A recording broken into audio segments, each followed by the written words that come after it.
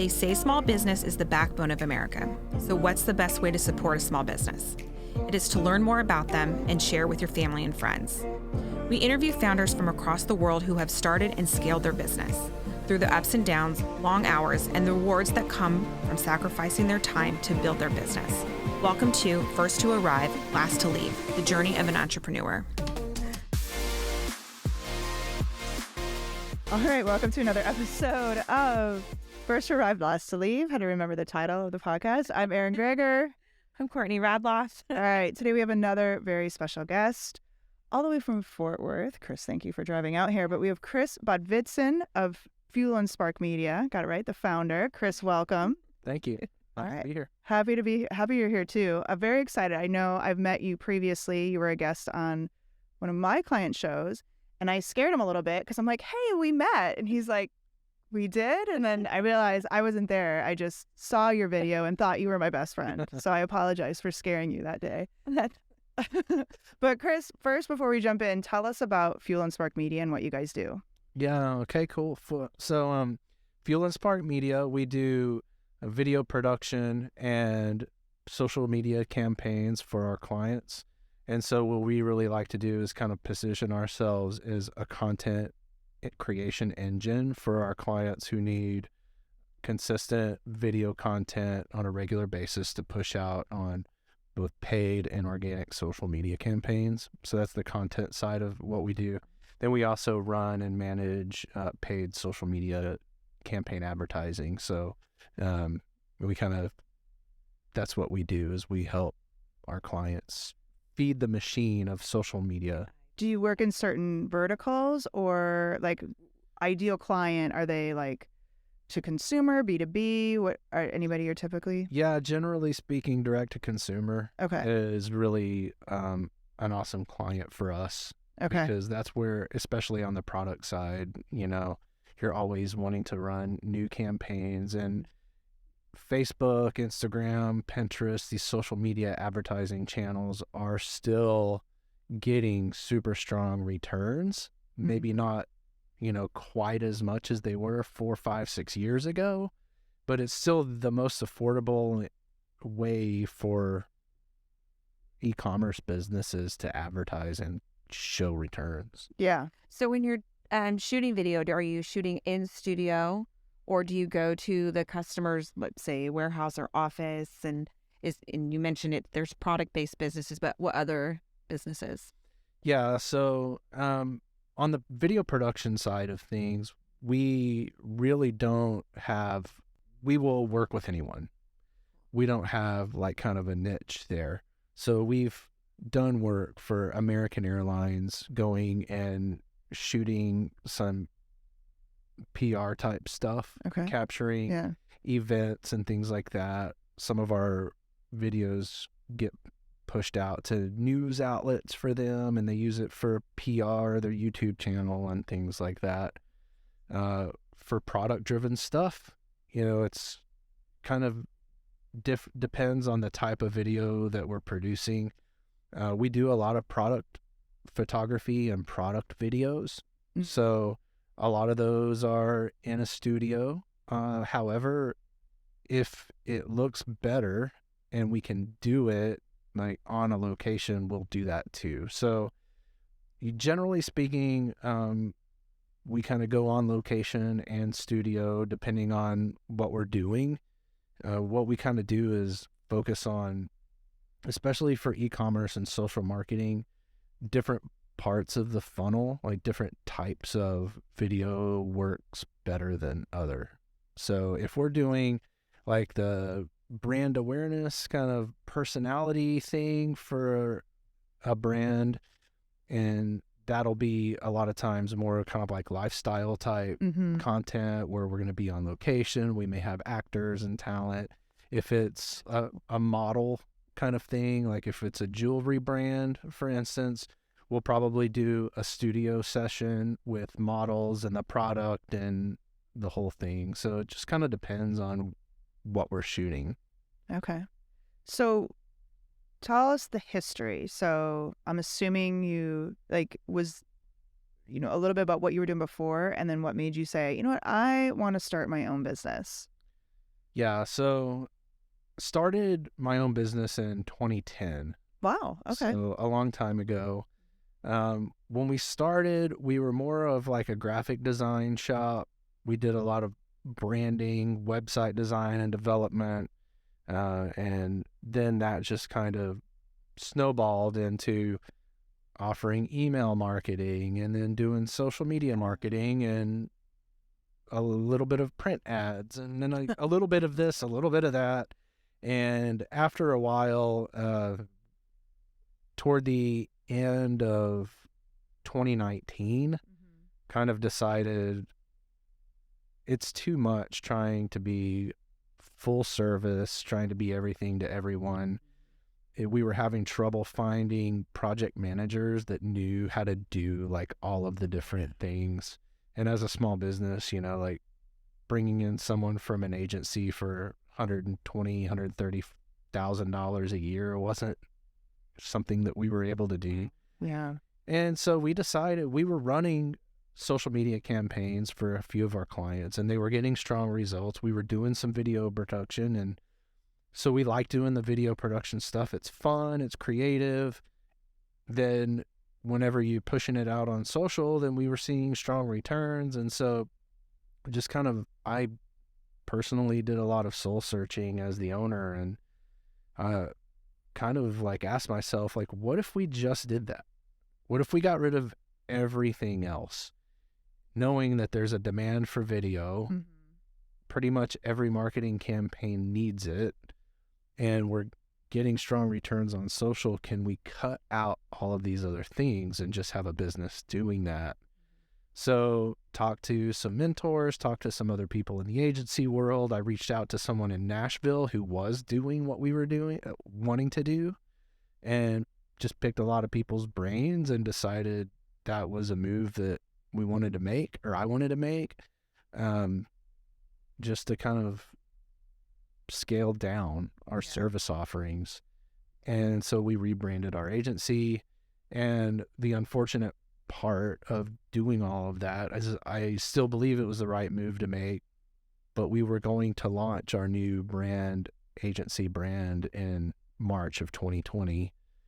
And so Little did you know. No, it was super unfortunate because we had a big plan on, you know, ramping up and, you know, the transition plan was there. We had our clientele that was going to kind of help us through, and then the whole world kind of shut down, hit a brick wall. And so just 2022 was our first full year without any restrictions, COVID restrictions or anything like that. So yeah, it's kind of crazy to think we just like got through our first actual like year of non-COVID, and even in the beginning of 2022, there was still a little bit of stuff going. Well, okay, so I want to back up though to you're wiping out. So I'm assuming even though you saw an opportunity, you still have a lot of clients who are paying you for these other services, right? So as you're trying to decide all this money we're making is going to go away, how were you able to decipher that? Was it, hey, we're going to keep servicing these guys, but we're just not going to take all our new clients are only going to be video, social ads? Or did you let those people go and then lost that revenue too? No, that we did it kind of we were going to go ahead and continue servicing clients that we currently had. But yeah, like any new business, we were going to, you know, no new website projects, no new logo design projects, like those kinds of things were things that we were done with. Yeah. But a lot of our existing clients were already kind of on the back side of that stuff and looking for marketing help anyway, like they've been through the redesign. But a big part of the reason why we did that is we wanted to be able to work with established brands who aren't looking to rebuild their website or do the logo. Like, we want to work with people that already got that shit together. I mean, really. And need help, like marketing and growing and scaling. And we would have never landed American Airlines as a client in our old model, because they're not going to use a small agency to do a whole brand refresh for American Airlines. Like, they just aren't going to. But they'll use a smaller production company to come in and help them film some content for their social channels. And luckily, American Airlines is based in Fort Worth. Their corporate headquarters are. Yeah. So that's been an awesome fit for us and for them too. We kind of occupy the space where we're not, a huge production company that has, you can't do work with us if you have, less than $25,000, whatever. Right. And we're also have more capabilities than just like a freelance camera person. Right. We have a team. Yeah. So that's kind of been the place we've been occupying for the last, couple of years. And it's been awesome. It's been working. Okay. Now, through COVID, because so many people were turning to their phones and visual, and that's how, because our business changed during COVID. Yeah. Massively in a positive way. So I'm almost curious, did it impact, was there a positive impact through that? Or was you leveling out, or? For us, it was hard to tell. Okay. Because we were launching a new thing, right? Right. Yeah. COVID happened. So we didn't really have, our clients that were existing were all over the place, right? One of them was an e-commerce client, and so they started seeing a significant uptick. We had other clients that had to give us a call and say, we can't. And I'm like, I can't. You're under a contract, but I can't charge you for shit you don't need right now or can't afford. So we had a little bit of the both sides of the coin, I guess. But honestly, it was just really challenging trying to navigate the whole thing. And but now, we've got a few years under our belt. We've learned a ton. We've gotten a lot better, worked out a lot of kinks and processes and things like that. And we're actually revamping our website right now. And so I don't know when this will air, but maybe by the time it does, it'll be up and going. And yeah. So was there any point, I'm curious, as you can't predict 2020.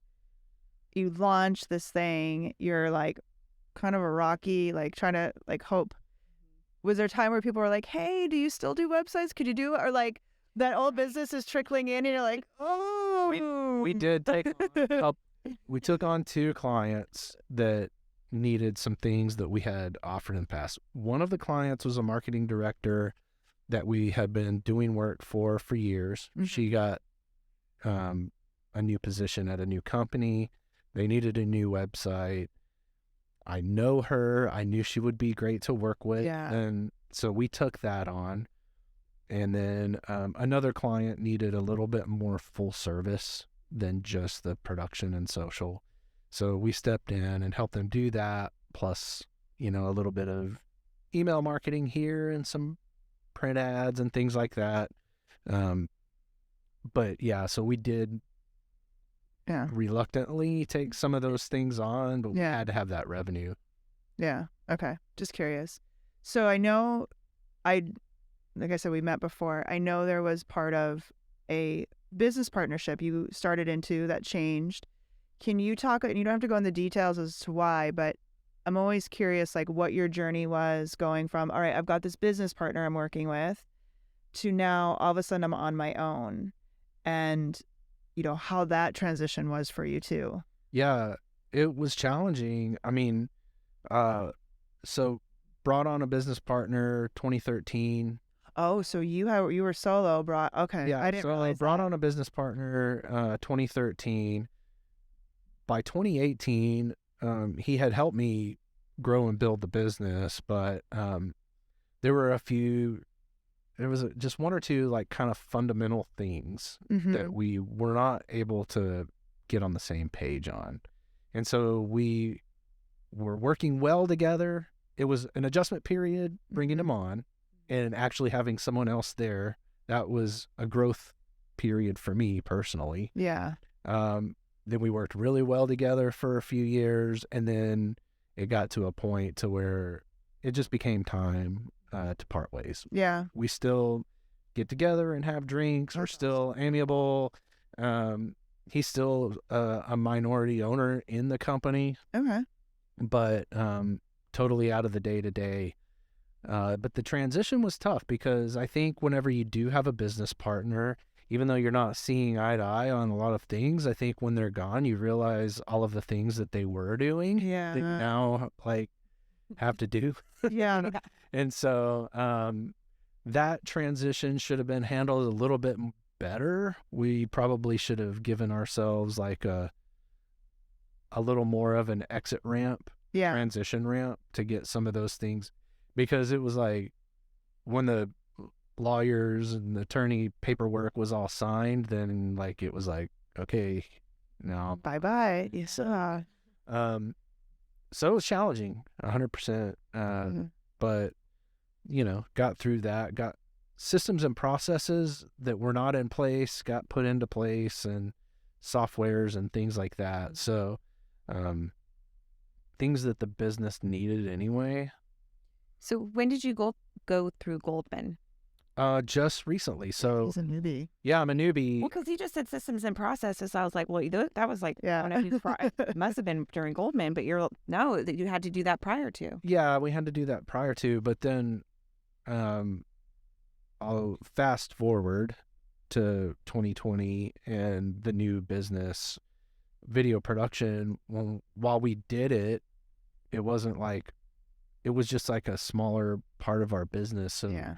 bringing that in full time, like being a video production company, had its own set of like challenges and systems and processes. Like now we had to procure equipment, and we had to manage equipment. And when we send equipment out on shoots, we need to make sure it gets put in the back and is accounted for when they get back. And so just a different set, the same issues, right, that most businesses face. Yeah. Goldman Sachs, though, was amazing. Went through it this past December, so that would have been December of 2022. Yep. Is whenever I graduated from the program, and it's a life-changing experience. It's incredible, from just understanding how to assess opportunities and analyze risk, and be a lot more financially literate. And some of these things where it's like, oh, I got this, whatever, and then you go through that program, you're like, I didn't know. Yeah. I mean, Yeah. really, it's like it's if you can get into it, it's amazing. Yeah. We still get together with our cohort, and it's awesome. But I did take a massive step back to look at the whole business. Yeah. Talk about Fuel and Spark pre-Goldman and Fuel and Spark post-Goldman. Like what changed? Fuel and Spark pre-Goldman was, we were in that mode where we could not, or I didn't feel like we could say no to anyone. Like, no matter what the budget was, no matter if it was a good fit or not, we were bringing it in because we had mouths to feed. Yeah. We had people that we needed to pay salary. We had, all of these things. And it was just, we were still flying a little bit by the seat of our pants, but we were also still very much in like startup mode, And so I've been like, just kind of like, I don't know, like just grinding and grinding and grinding through 2020, 2021, and 2022. And it came at a really good time because I was like, You're tired. I was starting to feel the burnout. Yeah. And what it's done like since then is, I mean, unfortunately, I've had to let some people go that were in the wrong spot for what their skill set was. And that was emotionally challenging because, they're really like great people. Yeah. And unfortunately, like as a small business and as a business owner, we are pretty good at wearing a lot of different hats. Yeah. However, when we bring on employees, they're not always that great at wearing a lot of different hats. And the question is, do you want them to wear a lot of hats? So we think we do, but we don't. You know what I mean? But keep We going. do, and it's like, man, I need help with scheduling and task management and project management and workflow, but then I also need help, like on day of production and making sure like we're putting shot lists together and marking things off the checklist. And so I brought someone in who was really, really great at, the kind of production side of things, especially like on set, on location. We're doing some events and things. She was the one like making sure like, okay, we got to be here at this time, mark this shot off the list, making sure that everything's done. But we're having some trouble with on the social media management side of things, on the meticulous like deadlines and scheduling and making the schedule and then following the schedule. And so I had to make a decision to kind of scale down the team a little bit so we can be more strategic on who we bring in. But then also, I mean, we were operating, some months were profitable and some months were a loss. And so we were kind of like teetering right there. And I think the biggest thing, that I got from Goldman Sachs is like, let's just like trim all of the crap and be profitable and then scale up from there. Yeah. But yeah, and also understanding my own strengths and weaknesses and what kind of person we want to bring in to help raise everything. So how many people are on your team now? So right now we have myself, we have a camera operator / editor, and then our social media team is subcontractor, and we bring in freelancers and editors like on an as needed basis. And so we're keeping our overhead low. Okay. But some of the running those numbers are like, if you have an employee, you need to have like at least 3 times the revenue of their salary in order, like some of these ratios and things like that, where like, man, it's tough. Yeah. But so, yeah, we're just kind of like trimmed down a little bit, and now we're going to grow much more. I don't want to say more methodically, but we're going to let it build and grow a little bit more organically. And we're implementing a lot of our processes and things like that. And then on the production side, keeping the in-house to a minimum and scaling up per job that comes in or per production. Our goal, like I said, is to become that content engine and get contracts for month over month to do those kinds of things. And as we get that more recurring revenue, then we'll be able to, hire accordingly. And we have a few of those clients, but like I said, I don't want to get our head out in front of our feet, Yeah. I was just going to say, so you've trimmed down some stuff, but how does the to really make it the machine and trim, like you talk about trimming, how does your marketing change? Like, how does that strategicness continue on outside of just the hiring process, and staff process for your growth? Yeah. So I've been in marketing and advertising for a long time, and doing that work for our own business has been a big challenge. Cobbler's kid has no shoes, right? I think it's a common thing for agency owners and agency people to like put the time like to treat yourself like a client. Mm-hmm. And so one of the things that I've done going through the Goldman Sachs 10K small business program really helped me hone in like our messaging and our target audience and where the opportunities lie. And so we have revamped a lot of our messaging.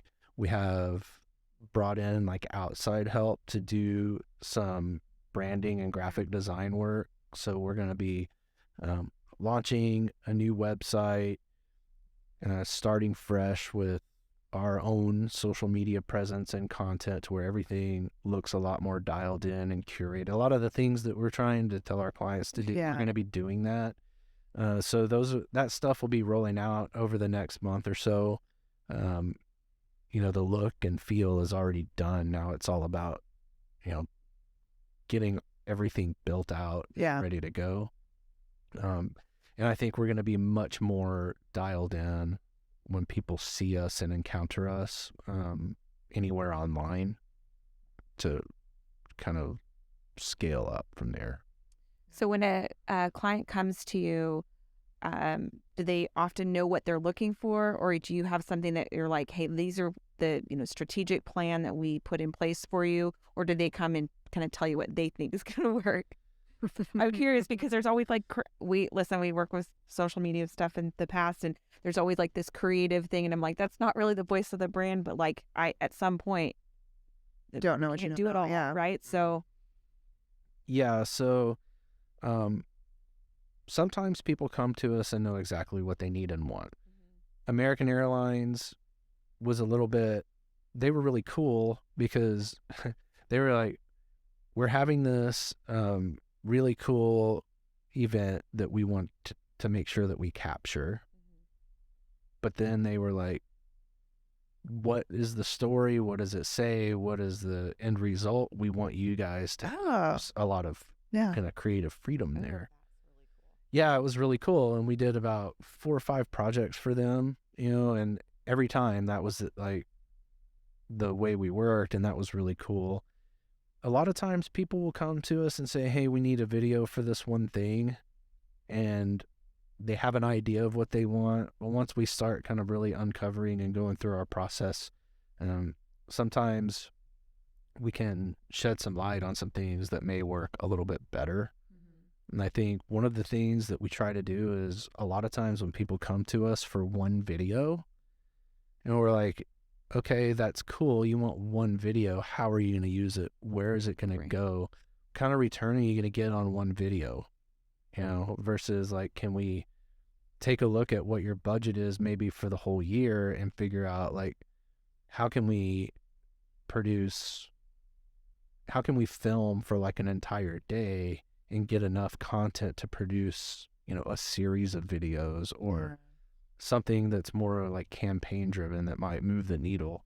So that's where we're kind of going is, I think the days, unless you're filming like a television commercial, the days of creating one video are kind of over. And so we like to try to maximize our clients' budgets and give them like a series of videos or things that they can use more than once. Yeah, because otherwise we're every day trying to think of what else we're going to post. What else are we talking about? How many more times can we talk about it this way if you only have one to use? Yeah. Man, it's really tough, like the social media algorithms want you to post all the time, almost daily, and as a small business owner, that's just another added layer of pressure. And it's hard. It's really, really tough to do that. Yeah. And it's almost not fair. In the same breath, I'm going to say that it's almost not fair. It's also like the great equalizer, right? Yeah. Like the social media channels have given small businesses the opportunity to compete. Exactly. And so it's a double-edged sword. For a business owner, though, it is a stress, I think, of anxiety. Yeah. And massively. We're talking about it. Yeah. And so that's what we try to do is just kind of like, hey, let's take that off, right? Yeah. Let's be, your video content's handled. We're going to help you develop a strategy. We're going to help you create. We're also going to help you procure, like if you want influencer, user-generated stuff or testimonial kind of stuff, which doesn't require a lot of like production quality, but it also requires effort and time to like help pull those things together. We'll help do all of that and just help you. A lot of times we work with marketing directors who have a social team that can manage the social media, Yeah. but we just feed them content.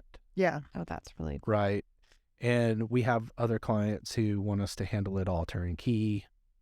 So we kind of do Yeah. both, but we really like to just like take the content piece off of your plate. Yeah. I'm really curious about what you said about for like a direct-to-consumer business or even a product-based business, that there's different videos during the funnel to get them to go where you want them to go. I know we talk about ClickFunnels all the time. Shorter, longer, more light, less light music. How does that change through the funnel? Depending on the brand, but generally speaking, whenever you're just trying to get your name out there and get awareness, you want something creative. Whether it's trying to sell a lifestyle or trying to do what the, Dollar Shave Clubs of the world have done with like that kind of really just fun, campy, a little bit irreverent, just explainer video. Unicorns pooping ice cream. Exactly. Those kinds of things. Yeah. So you want to get pretty creative on those kinds of things. We're working with a client right now who wants to really sell like a fashion brand and wants to sell the lifestyle. So we're going to do a shoot with them that's going to have models and different scenes and be really, really like kind of high-end production looking. We're also going to get customer testimonials, and they may film those on their iPhone. Yeah. But people want to hear from people that they know, like, and trust that are using the product and saying, hey, this person's... Influencer marketing's been happening ever since the dawn of advertising. When Major League Baseball players were smoking Lucky Strikes on TV, But the influencer marketing these days, that's not real. The more authentic it feels, the better it actually performs on social media. So, yes, we're a video production company, and we love to make things look pretty. And that's our job, right? Yes. To create beautiful looking footage and this and that. It's also our job to, like, as content creators, to understand that brands need some of that, but they also need some of the other stuff in order to really like dial in. And then you also need ads, like actual ads that have an offer saying 20% off for the month of March, or our 4th of July special, or whatever that hook is to get people to actually click and buy. Yeah. You need ads. Yeah. You need your lifestyle content. You need testimonials. You need influencers, social proof, product demo, like showing your product in use. Yeah. Like a lot of times that we'll put a little bit more effort into that to make the product look amazing and to make sure that people see how it's used in action. But yeah, I mean, it takes kind of all of that kind of stuff to really like be dialed in on your social campaigns. All right. Should we do I know, yeah. And there's so much. I know. Every time we have a conversation, my brain just like processes things, and I'm like, oh my gosh, it's fascinating. Yeah. And because you have to be creative and you have to be consistent in the voice of the business. So you're like, okay, one day I'm over here and we're pouring bourbon, and the next day we're selling T-shirts, and you have to kind of take on that brand. I find people who are creative that way, that's unique. Yeah, you have to understand what the brand is, who the brand is, what is their kind of brand ethos, but then you also have to understand the audience and the clientele. Right. And speak to them. And so if there's a disconnect, like if you're selling Rolex watches and you're trying to sell them to 18-year-old kids like who just graduated high school, like, how is this brand going to talk to them? Like, that's not going to happen, right? And so there has to be the understanding of who the brand is and who the audience is. Well, and when that dialing in happens, that's when, like, even on the podcast side, I just had this conversation this morning. I'm like, Joe Rogan has ruined everybody because Joe Rogan talks about whatever interests him. Okay, that's fantastic for Joe Rogan, who's been doing this since 2009 and has a great access to celebrities and whatever you want to talk to. But like, I just had this conversation with a client. He's like, I just want to talk about everything. And it's like, okay, you can do that. But if you're really trying to make this grow and build, you've got to dial it in to a certain audience because they're going to be like, I don't get this, or I don't know, is this for me, or this episode, or this video is for me, but the next video. That on Joe Rogan. Yeah. I'll sit there and be listening to him and he'll go off on some sort of a tangent and I'm like, I don't even know what the hell I'm listening to. I know. But everybody wants to be. I'll turn it off and maybe like go to another episode or something like that. Like sometimes he loses me too. But obviously he's a stand-up comedian. He's a UFC announcer. He's got a huge following. And like you said, he's talking to interesting celebrities and things like that. And so he literally used it as a platform to get stoned and talk about whatever he talk about.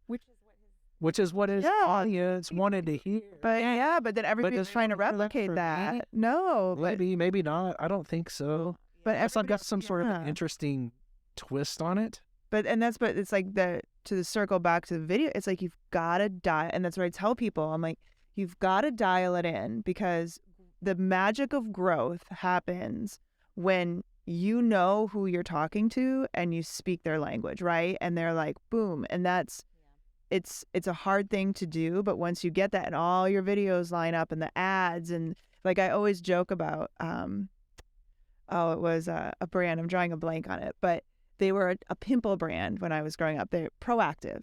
And I remember I was in my early 20s and I'm getting ready to go out and I had a zit. And I'm like, oh my gosh, I can't go out. The zit is so bad. And literally, I am not joking. Like within an hour, a commercial comes on. Is your acne so bad that you won't go out? I'm like, and how did this sign me up? What? Well, it's like when you see those ads, like people are like, I'm like, when I see those ads that are just hitting home for me, it is like, buy now. And I know I'm going to say something, people roll their eyes at me, but I do believe our phones are listening. Oh, 100%. So I'm just say that because I will literally say the most random thing, and the next day there's an ad or I get an email or something. I'm like, that's too coincidental. Yeah. I love murder podcasts. I said it in the car with a friend who does not care for them. Yeah. He, for the next month, got blasted with ads to support. Yeah. Like, what did you do? I was like, it wasn't me. Facebook. Well, you say that I agree with you. They probably are. They won't admit it. But I will say brands are listening, the ones that are doing it well, right? Yeah. So very rarely do you just throw out an ad campaign and it blows up before you have tested some other things. And so that's true. And so I think it's really important, like as we're wrapping up, to understand that like what you think is going to work may not exactly be what works the best. Yeah. So you've got to be not afraid to try new things, and you've got to also not be afraid to look at the engagement data, look and see what's actually working, and make decisions based on what your audience wants. It's great advice. Yeah. Yeah. All right. That's perfect advice. Yeah. Like, okay, well, duly noted. Yeah. Rapid fire. Yes. Favorite beverage? Old-fashioned. Oh, rye. I like bourbon. I like them both. Okay. If I'm gonna pick, I like the bourbon. Best advice you've ever been given? Best advice I've ever been given, probably from my grandpa a long time ago, is very simple, but he said, you make your own luck. And it's very simple, but true. It's true. It is true. Because if you show up, that's half the battle. No, okay, sorry. That could we off the edge we just went and I stopped myself. Dinner with anyone. Probably Quentin Tarantino. Ooh. No one said that. But I think I would want it That's to be a whole date. Like I want to go see a movie with him and then go to dinner and like talk about the movie. You just gave me a really fun idea, and I'm going to tell you after this is over recording. I don't want to be held to it. Your morning routine. My morning routine is not really all that dialed in, honestly. We have a 2-year-old, and so Yeah. 2-year-old Good luck might with wake up that. at 5 a.m. and he might wake up at 7 a.m. And so, generally speaking, the morning routine consists of I shower while my wife is watching baby, and then she showers while I watch baby, and then we have a babysitter that comes in, and so we're out the door by about 8:30 every morning. So it's a little bit later start than I'd like to get, Yeah. but that's our life right now. Sleep Yeah. is best. Yeah, you're getting out the door. That's all that. Yeah, we're getting out the door. Yeah. Yes, exactly. There was like for 2 weeks, I was like, I missed exercise, all this stuff. I was like, nope, I'm sleeping. There's clearly my body shut down. Are you reading anything right now? Not at the moment. I'm not reading anything. I've gotten a little burned out by business books. I just was reading all of these different things, and let's see, what's the last thing? The last thing I read was a screenplay, a movie. Oh, Cool. So very interested in filmmaking and that side of the Video production. side, yeah. Yeah.